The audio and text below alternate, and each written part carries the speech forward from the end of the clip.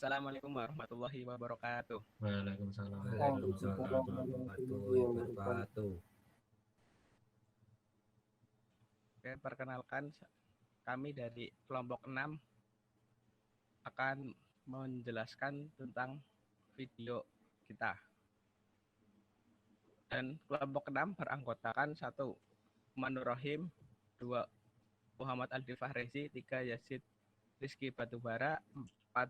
Saya sendiri Joseph Ihnuddin, dan 5. Muhammad Duluan Hambali. Oke, langsung saja ke yang pertama akan dibacakan oleh saudari Umar Nur Rohim. Silakan. Yang pertama adalah latar belakang. Latar belakangnya, sebagai makhluk sosial yang selalu berhubungan dengan orang lain, maka komunikasi adalah salah satu sarana untuk terkoneksi dengan orang di sekeliling kita. Ada komunikasi yang bersifat verbal, ada pula yang bersifat non-verbal. Komunikasi verbal adalah komunikasi yang terjadi dengan berbicara pada orang lain, sedangkan non-verbal adalah komunikasi melalui perantara atau media. Dalam komunikasi verbal, maka yang sangat penting untuk bisa menyusun kata-kata yang keluar dari mulut kita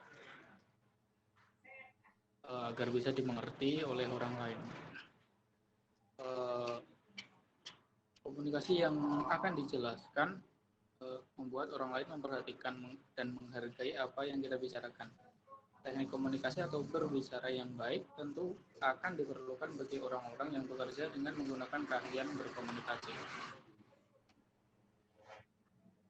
Lalu yang kedua ada tujuan komunikasi yang baik. Tujuan komunikasi untuk mengubah sikap, pendapat, perilaku, dan sosial. Komunikasi dapat mengubah sikap, pendapat, dan perilaku seseorang hingga sosial masyarakat sesuai dengan informasi yang disampaikan oleh pemberi informasi. Sehingga pada hakikatnya komunikasi bertujuan menyampaikan suatu informasi yang dapat dimengerti oleh orang lain. Informasi tersebut kemudian diharapkan menghasilkan umpan balik berupa perubahan positif dari si penerima informasi. Terima kasih Mas Umar, dan selanjutnya akan dibaca oleh saudara Aldi. Silahkan. Terima kasih. Contoh komunikasi yang baik. Yang pertama, mendengarkan dengan baik. Cara berkomunikasi dengan baik dapat dilakukan saat Anda bisa mendengarkan dengan baik. Perhatikan dengan seksama apa yang orang lain katakan, nada bicara, dan bahasa tubuhnya. Jika Anda mendengarkan lawan bicara, mereka akan dapat bersikap lebih terbuka terhadap pendapat dan perasaannya.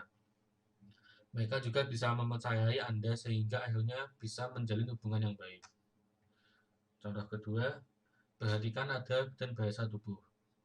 Tidak hanya pemilihan kata yang penting dalam cara berkomunikasi yang baik. Hal-hal nonverbal seperti nada bicara dan bahasa tubuh juga sama pentingnya dan dapat mengungkapkan lebih banyak tentang perasaan dan pikiran Anda. Jika nada bicara dan bahasa tubuh Anda konsisten dengan kata-kata yang diucapkan, orang lain akan lebih mudah percaya dengan Anda. Terima kasih saudara Aldi. Yang selanjutnya akan dibacakan oleh Yazid. Silahkan. Oke, baik. Yang selanjutnya yaitu bersikap jujur dan terbuka. Cara berkomunikasi dengan baik dan benar selanjutnya adalah bersikap jujur dan terbuka apa adanya sehingga lawan bicara tidak salah paham. Bahkan, jika Anda merasa keberatan dengan topik pembicaraan, ungkapkan bahwa Anda tidak ingin membicarakannya atau merasa tidak nyaman dengan pembicaraan tersebut. Orang yang bersikap jujur akan terlihat lebih tulus dan mudah diterima oleh orang lain. Yang selanjutnya yaitu sibuk dengan ponsel. Setiap orang punya kesibukan masing-masing. Setiap mendapat telepon dari klien adalah hal biasa. Seharian menerima email dan kolega juga bisa dimaklumi. Karenanya, beruntunglah para profesional yang hidup di era teknologi yang bisa dengan mudah mendapatkan akses informasi dan komunikasi. Meski begitu, mereka tetap harus tahu etika ketika memanfaatkannya. Seseorang yang terobsesi dengan teknologi seringkali menggunakan ponselnya. Tampak kalau ia sedang berbicara dengan orang lain. Kebiasaan ini harus segera dihilangkan sebelum berubah menjadi masalah besar. Ya, terima kasih Mas Yasid, dan selanjutnya akan dibacakan oleh saya sendiri. Yaitu contoh komunikasi yang buruk selanjutnya, yaitu berbicara tentang diri sendiri. Membicarakan diri sendiri dengan tegas saat berbicara dengan orang lain membuat terlihat narsis dan tidak mempedulikan orang lain serta perasaan mereka. Padahal mereka juga ingin berbicara, juga memonopoli percakapan adalah perilaku yang menjengkelkan dan membosankan. Memiliki keseimbangan yang baik selama percakapan. Next. Ya, selanjutnya akan dibaca oleh Mas Zulwan, silahkan.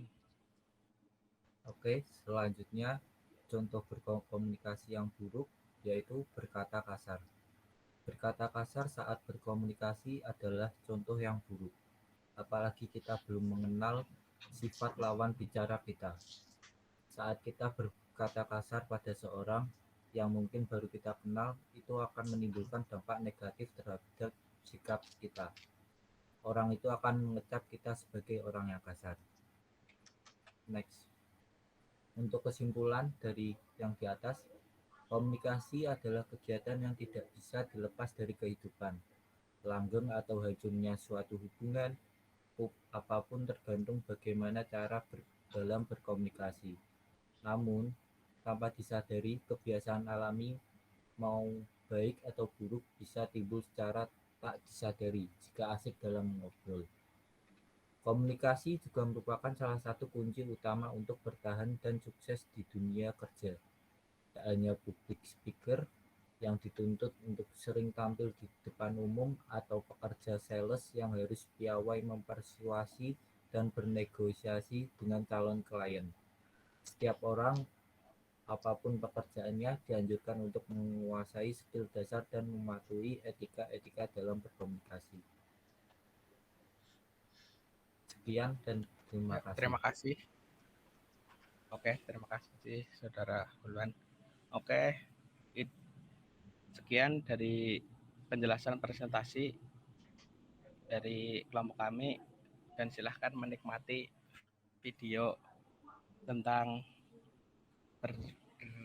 berkomunikasi dengan baik dan contoh berkomunikasi dengan buruk. Terima kasih.